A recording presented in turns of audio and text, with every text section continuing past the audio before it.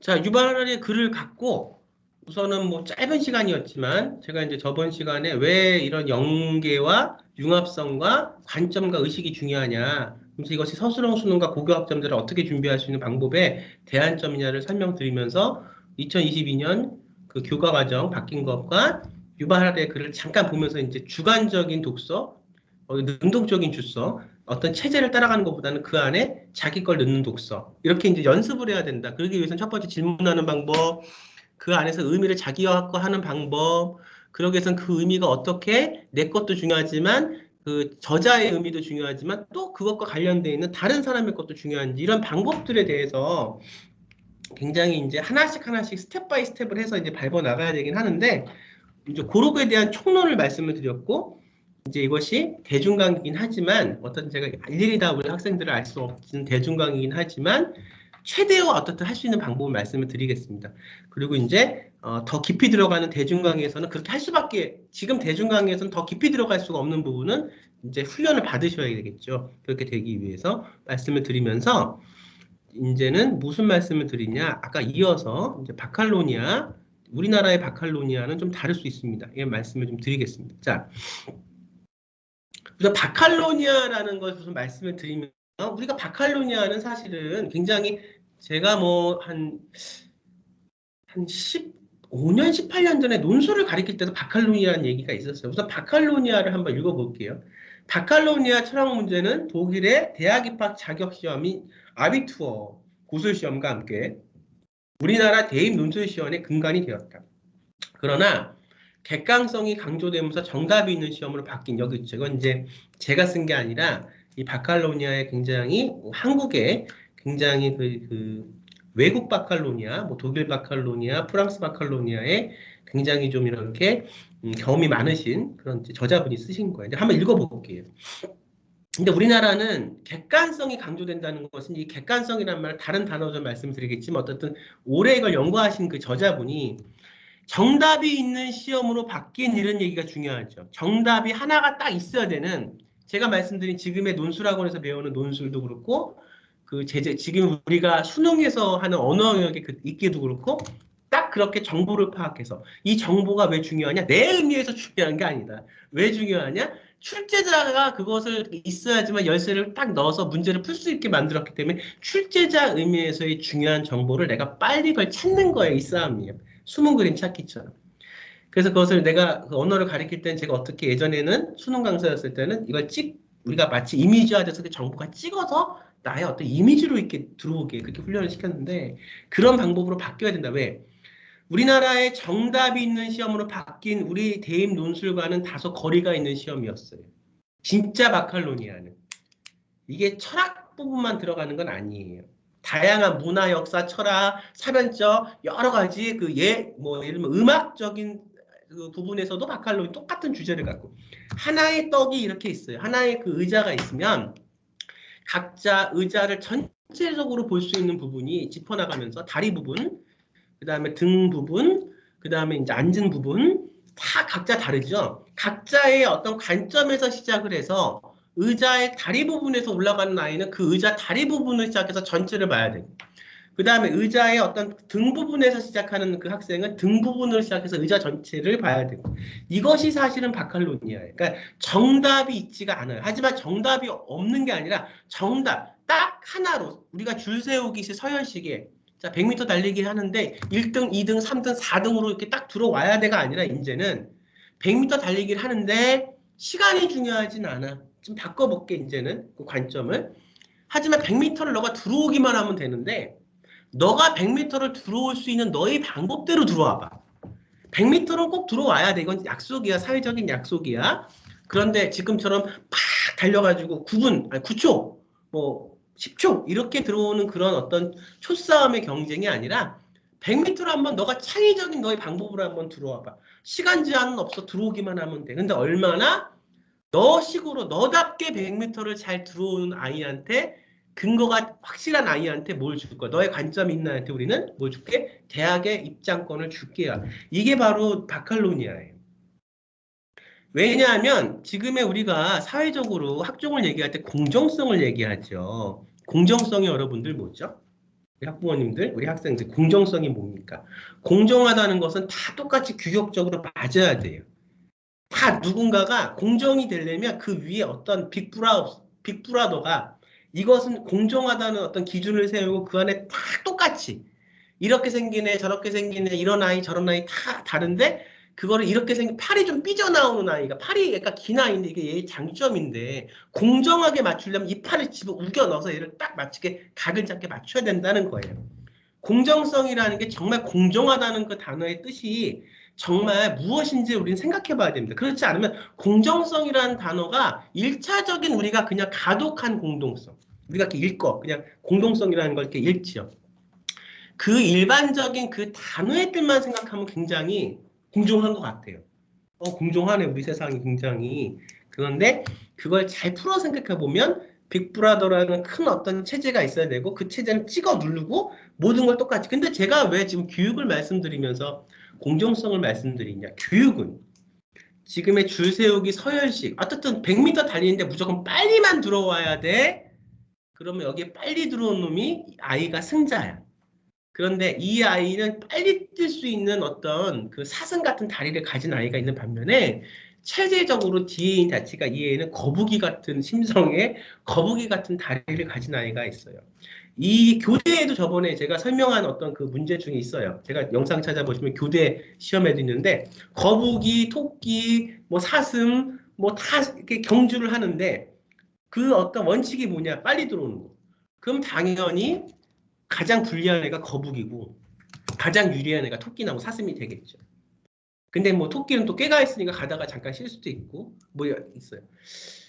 공정하다는 것은 어떤 기준이 있는데 그 기준에 대해서 획일적인 걸 정해놓고 거기에 우겨 넣는 게 과연 공정한 건가? 왜냐하면 교육은 인간이 갖고 있는 달란트들이 다 다르기 때문에 정말 교육은 얘가 갖고 있는 장점을 찾아서 그 장점이 잘 현실화될 수 있게 이렇게 길러주고 성장시켜주는 게 교육이거든요. 근데 우리나라는 어때요? 그런 의미의 교육이 아니라 우겨만 넣어야 돼요.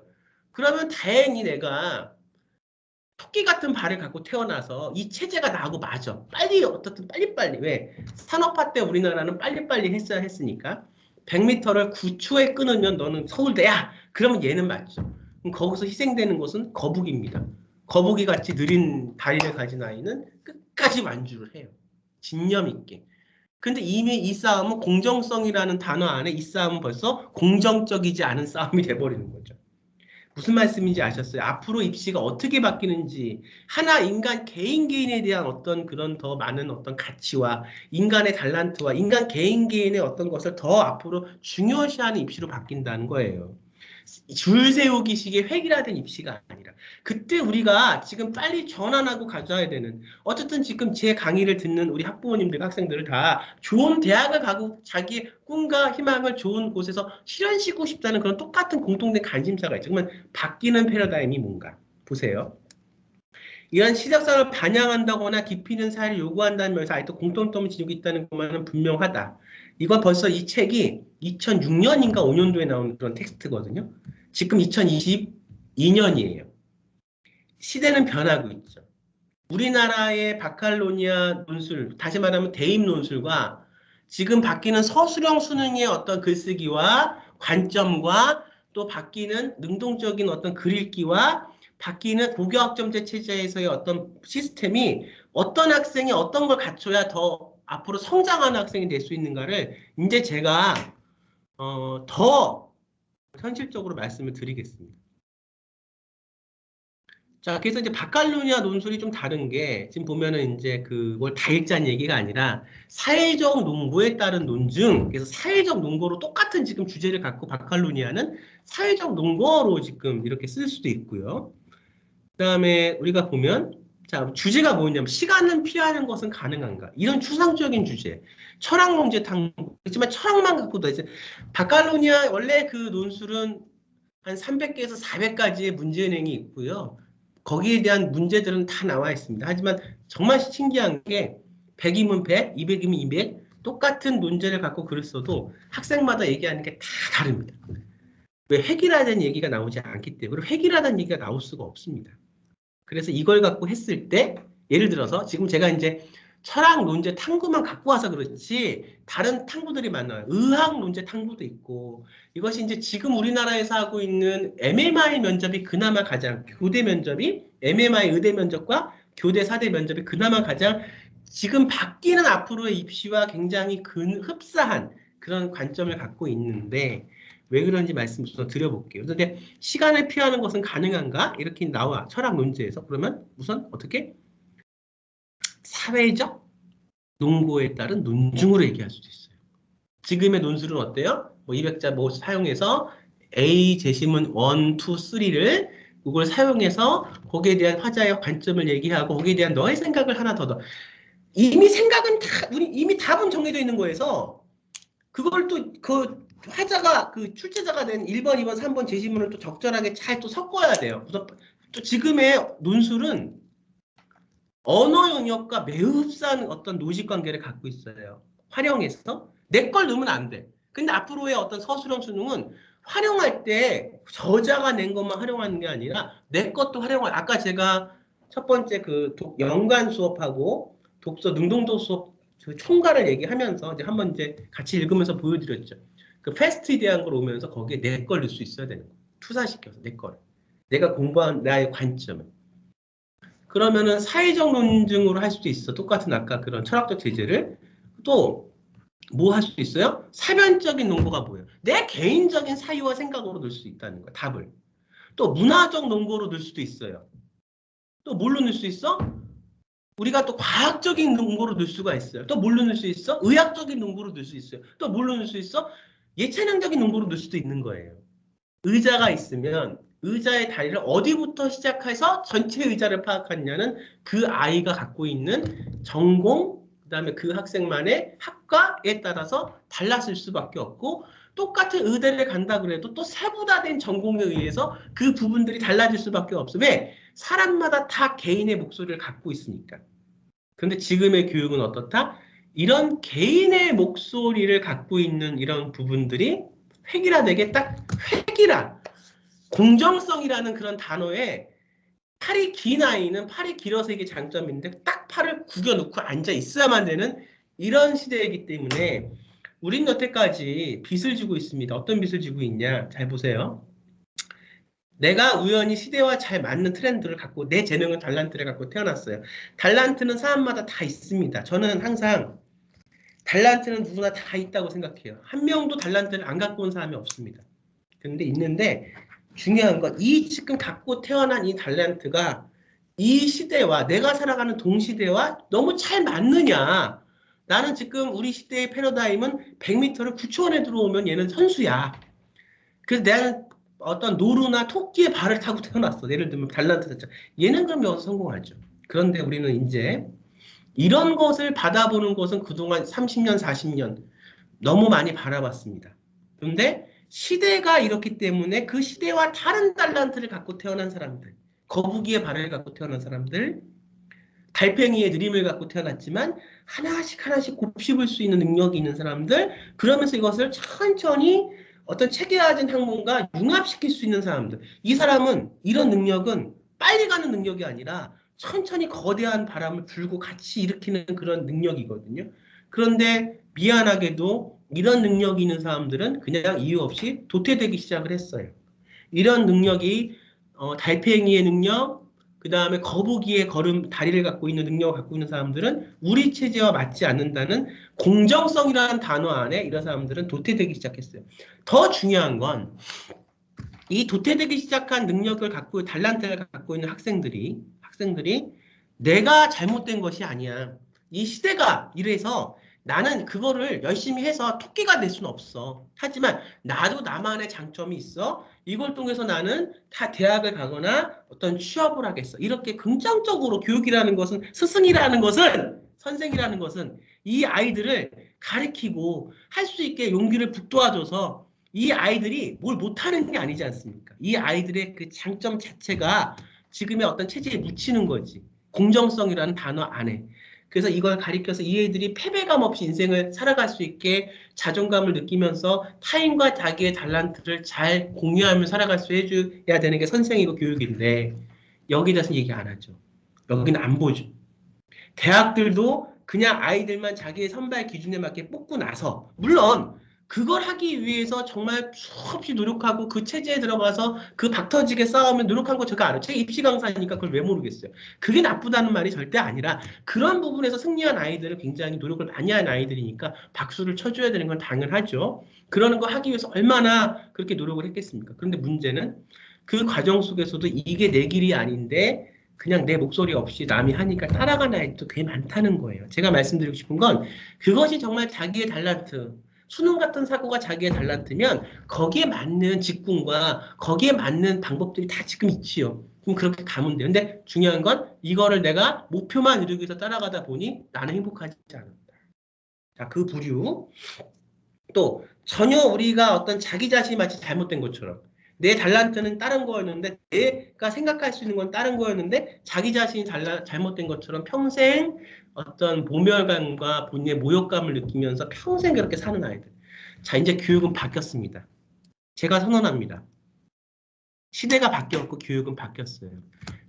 토끼의 발을 갖고 있는 아이든 거북이의 발을 갖고 있는 아이든 그 가정 속에서 내가 정말 행복하게 살 게 뭔가를 찾아서 본인의 목소리와 방법대로 대입해서 본인의 절대평가. 이제 상대. 무조건 요 안에 들어와야 돼.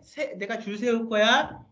내가 토끼의 재능을 갖고 있는데 조금만 하니까 되네. 이게 아니라 본인이 갖고 있는 재능대로 내 자신과 싸워서 내 자신과 절대평가해서 또 그렇게 거북이의 능력을 갖고 있는 애들은 거북이 애들끼리 모여서 거기서 이제 경쟁을 하는 거예요.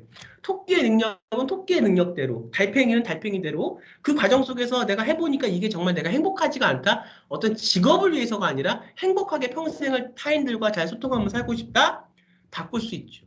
근데 여기서 한 가지, 지금의 체제는 자꾸 바꿔 다니면 어떻든 우리 학생들, 우리 아이들한테 불리하다. 빨리 정해야 된다. 그래서 제가 저번 시간에 말씀드린 게 뭐예요? 중3 때 이제는 뭘 줘요? 그 진로 탐색할 수 있는 어떤 구체적인 시간을 주잖아요. 하지만 시간은 주지만 방법은 안 줘요. 중요한 걸 아셔야 됩니다. 시간만 준다고 해서 그게 되는 게 아니라 우리는 그 시간을 자기 관점대로 자기가 자기 프로그램대로 나의 어떤 발전을 위해서 우리가 발전시키고 성장시켜 나갈 수 있는 뭐가 있어야 됩니까? 관점 교육이 돼 있어야 된다는 말씀입니다. 여기까지 이제 말씀을 드리면서 이제 넘어가야 되니까 사변 이건 이제 지금 이제 우리 프랑스나 독일의 바칼로 야비투스 같은 경우하고는 이제 바뀔 거예요. 이게 대학도 같이 이렇게 같이 오면서 관점 교육이 중요하다는 것을 말씀을 드리면서 하나하나씩 그거를 하려면 시간도 걸리고 노력도 해야 된다. 이 대중강의에서 그걸 다 어떻게 할 수는 없다. 어쨌든 강론이라도 말씀을 드리고 그거에 대해서 빨리 전환이 되신 학부모님들이 준비하시는 학부모님들이 뭐가 된다? 우리 아이가 결국은 자기 것을 갖고 성공할 수 있는 여기서 성공이라는 것은 행복한 삶을 살 수 있는 아이가 되겠죠. 말씀을 드립니다. 자, 우선 이제 다른 말씀을 드릴게요. 자, 그러면 지금의 이제 의대를 갖고 말씀을 드릴게요. 다시 이제 공유를 한번 해볼게요. 화면은.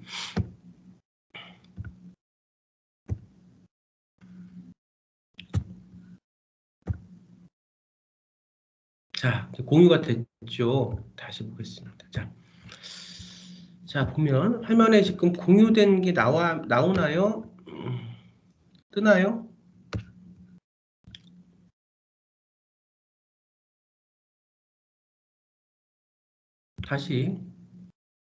다시 한번 공유를 시작해 보겠습니다. 자, 그래요. 자, 다시 한번.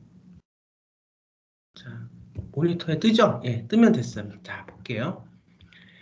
이제 그러면 제가 말하는 것이 과연 지금 입시하고는 어떤 상관성이 있는가? 권현 선생이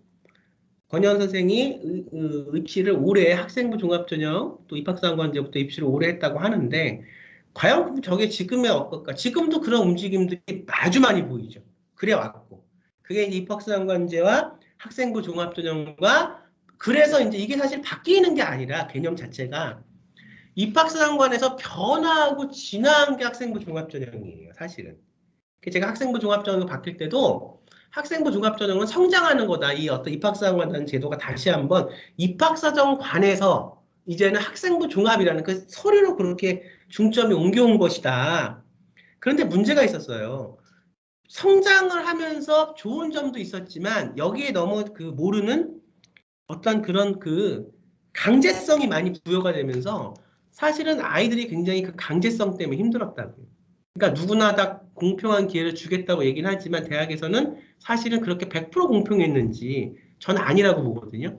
누구나 다 하면 된다고 얘기하지만 과연 그렇게 한 아이들이 다 누구나 다 그렇게 대학에서 하라는 대로 한 아이들이 다 누구나 그렇게 승자가 됐는지 전 아니라고 봐요. 분명히 거기서 이렇게 안 된 아이들도 있어요. 그런데 왜 그러면 그렇게 얘기를 하냐? 그건 어떤 기조의 방향과 가야 되는 방향이 있는데 외부에서 그걸 찍어 누르기 때문에 누가 찍어 눌러요? 잘 모르는 정책들이. 이렇게까지만 얘기할게요. 원래는 이런 의미에서 쭉 가야 되는 것을 태클을 걸고 찍어 눌러서 거기다 또 어떤 그 안 좋은 얘기를 통해서 형성된 어떤 사유와 목소리들이 이렇게 들어오는 거예요.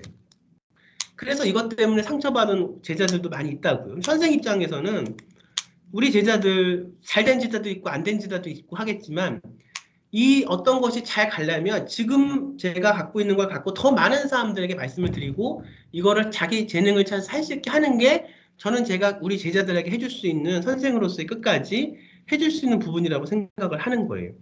그러면 학생부 종합전형이 그렇게 아주 말도 많고 탈도 많고 그렇게 아주 한 방법도 별로 그렇게 잘 알려주지 않으면서 아이를 차별하면서 그 안에서도 아이를 차별했죠. 학생부 종합전형에서도. 원래는 3등급도 할 수 있고 4등급도 대학에서는 3등급도 붙고 4등급도 붙었는데 점점 이 분위기가 이렇게 되면서 그 아이들은 학생부 종합전형 그러면 학생부 종합전형과 교과전형의 차이가 뭐냐고. 이건 대학의 문제도 물론 있지만 변질돼가는 문제도 있었지만 여기서는 잘 모르는 사람들의 목소리, 정책들이 뒤엉 엉키면서 이런 문제들이 생겨나기 시작한 거거든요. 그런데도 불구하고 제가 말씀드린 건 방향성이 있다는 거예요. 그럼에도 불구하고 이제 2023학년 이제 4학년 지나면서 고교학점제 체제의 그런 그 학생부 종합전형 수시와 정시는 그럼에도 불구하고 그 대학이나 그 어떤 그런 어떤 이런 목소리도 있었지만 또 학생부 종합전형을 통해서 많이 성장하고 깨달은 그런 어떤 대중들의 목소리들, 열기들, 열망들 이 안에 있었거든요. 그것이 이제 어디로 가느냐? 고교학점제 체제 학종으로 갑니다. 그러면 여러분들이 중요한 거는 중간적인 과정보다도 결과죠 항상. 하지만 저는 이제 그렇게 생각하지 않아요. 분명히 99사람이 다 그 어떤 정보를 쉽게 알고 싶고 결말만 빨리 듣고 싶고 빨리 이렇게 갖고 가고 싶고 이런 분들이 99명이라고 해도 저는 1%의 정말 제대로 된 분들 우리 학생을 잘 제자를 우리 아이들을 정말 사랑하고 과정을 통한 결과도 같이 이런 제대로 된 분들이 전 있다고 생각합니다. 그리고 정말 만나왔고 여태까지 감사하게도 그 학부모님들과 잘 커뮤니케이션을 해서 잘 돼서 또 좋은 결과도 냈고 저는 99명이 그런 방법으로 이걸 본다고 생각을 해요. 하지만 1%, 2% 아니면 제가 생각하는 것보다 더 많은 아직 제가 아직도 인연이 돼서 뵙지 못했던 그런 분들이 있다고 생각해요. 절대로 결과만 갖고 가야지 이거 노하우만 어떻게 해봐야지 이런 관점과 생각으로는 올바르게 지금 시대에서 아이가 할 수가 없습니다. 그러니까 제 말뜻을 잘 들으시고 도움이 어떻든 뭐 99%든 1%든 도움이 됐으면 좋겠어요. 선생님 입장에서 말씀을 드리는 거니까요. 자, 그러면 본론으로 넘어가죠. 지금의 의대 입시를 보면은 굉장히 MMI 면접에서 잘 나타나 있습니다. 지금의 MMI 면접이 볼 때는 아직 이제 본고사까지 나중에 더 이렇게 심화가 되면 조금 더 그 안에 형식이 바뀌겠죠. 좀 더 이제 조건들이 생기고 지금 그런 그 거북이의 어떤 발을 갖고 있는 아이도 할 수 있고 그 다음에 사슴의 발을 갖고 있는 아이도 할 수 있는 체제 속에서 그런 것들이 되겠지만 지금의 이게 모태예요. 여기서 아주 막 그렇게 크게 바뀌진 않아요. 이게 모태라고. 볼게요. 이게 지금 그 카톨릭대 의대 면접 문항인데요.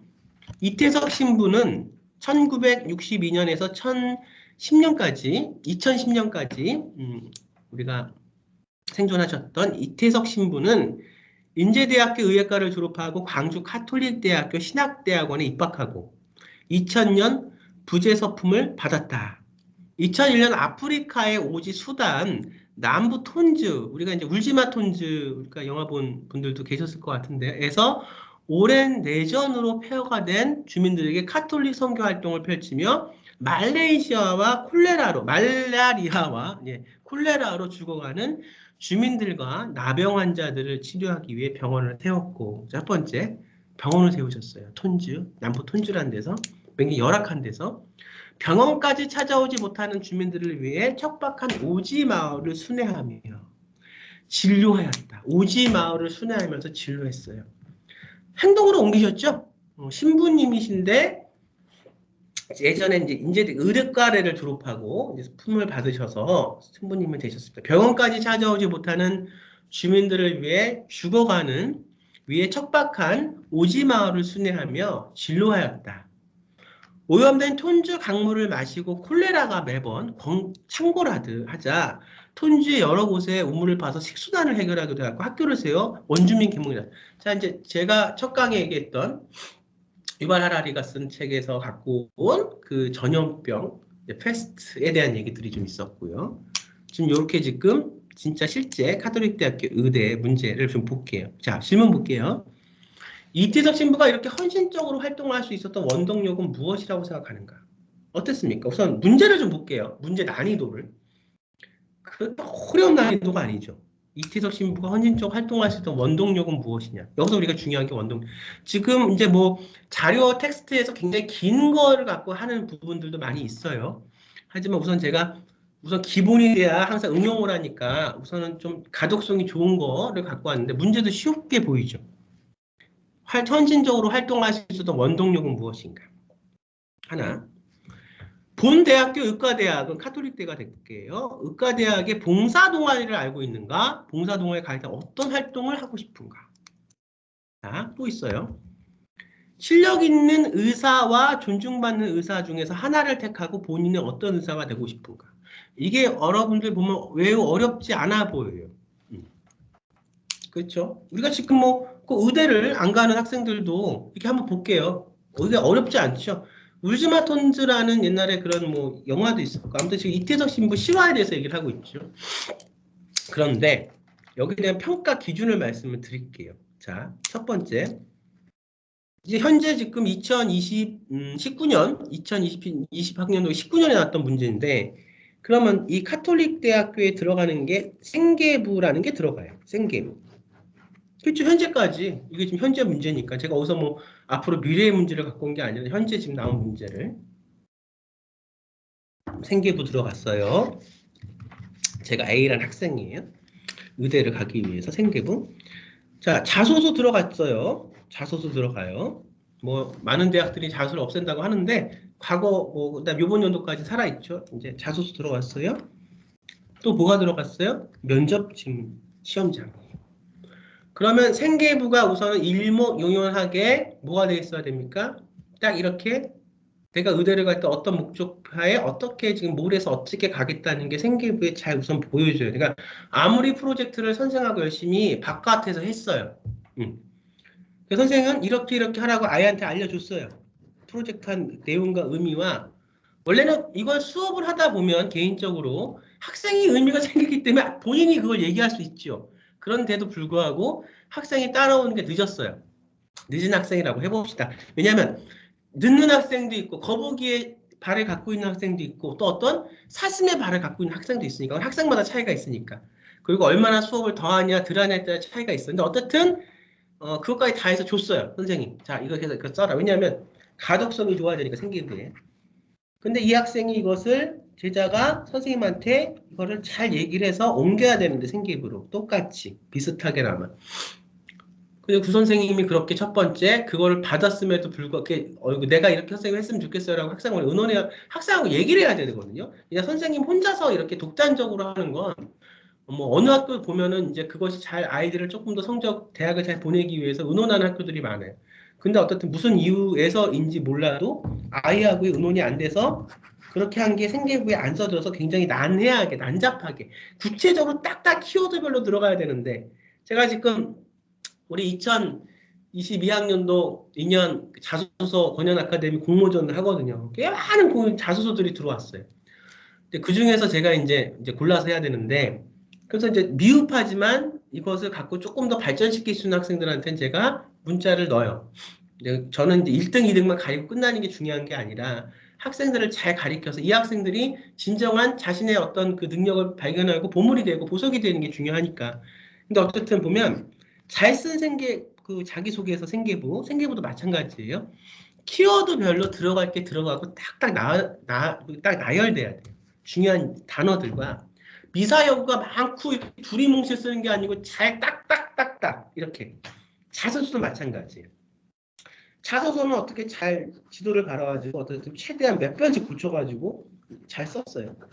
생계부는 그게 안 됐어요. 우선 생계부를 그렇게 입학사정관들이 이 한 학생을 위해서 이 한 학생만 붙여줘야 될 의무가 어디 있습니까? 그렇게 잘 정리가 안 된 생계부를 잘 찾아가면서 읽지 않을 수가. 왜냐면 시간은 많고 애들은 많고. 눈에 들어와야 돼요. 생계부의 가독성과 자기소개서의 가독성이 딱딱딱 연관되게 눈에 들어와야 돼요. 그러면 이 학생이 파악이 돼요. 생계부를 통해서 자기소개서를 통해서 어떻게 어떤 프로젝트에 의미를 두고 고교학점들도 마찬가지입니다.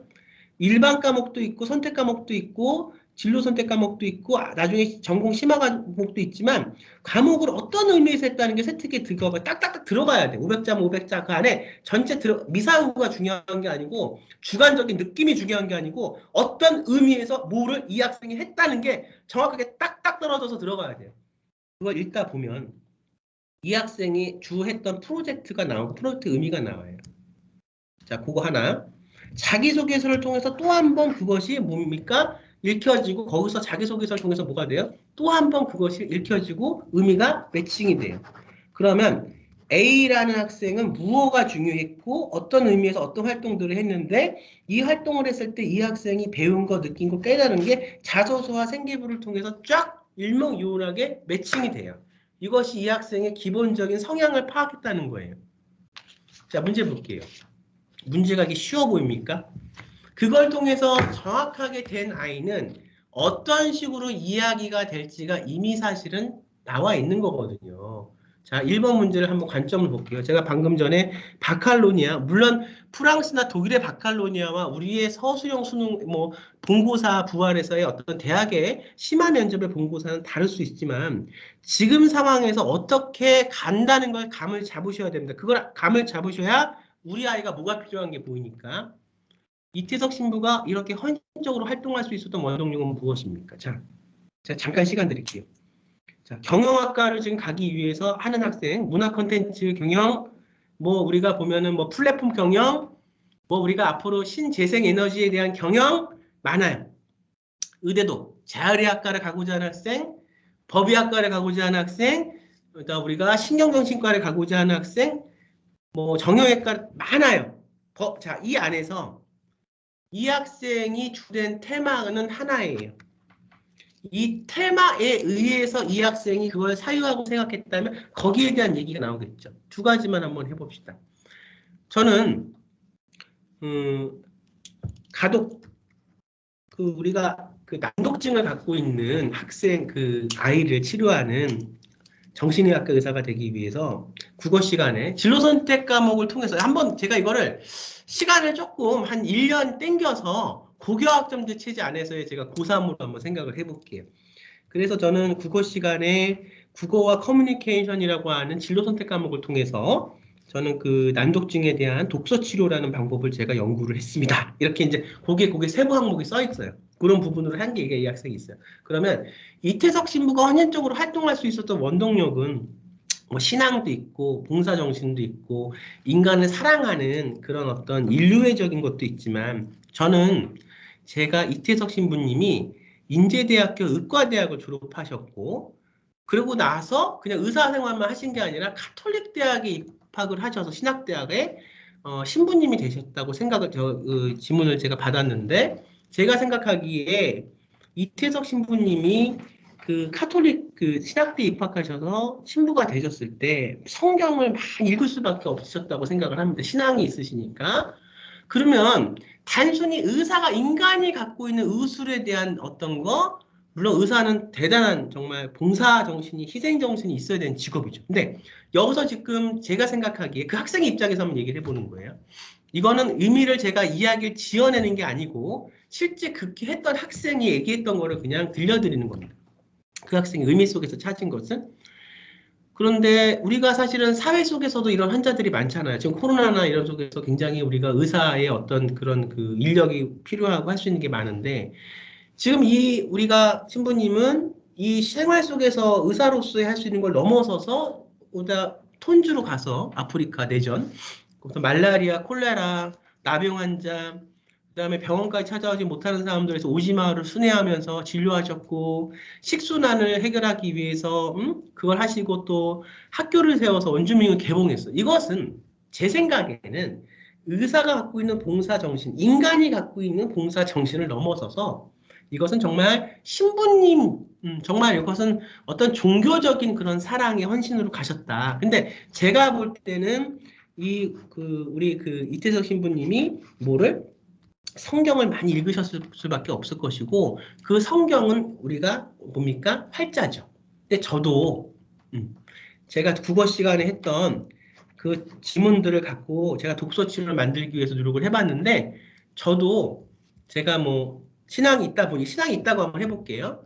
그러다 보니까 제가 성경을 저도 잘 읽는데 그 성경 속에서 무슨 장에서 어떻게 보면 여기서 이렇게 사랑에 대한 남에 대한 타인에 대한 사랑과 그 화합에 대한 그런 장이 나오더라. 뭐 고린도전서 사랑장이라고 얘기를 하는데 뭐 신앙이 있고 없고를 떠나서 이제 이 학생은 신앙이 있다고 한번 해봅시다.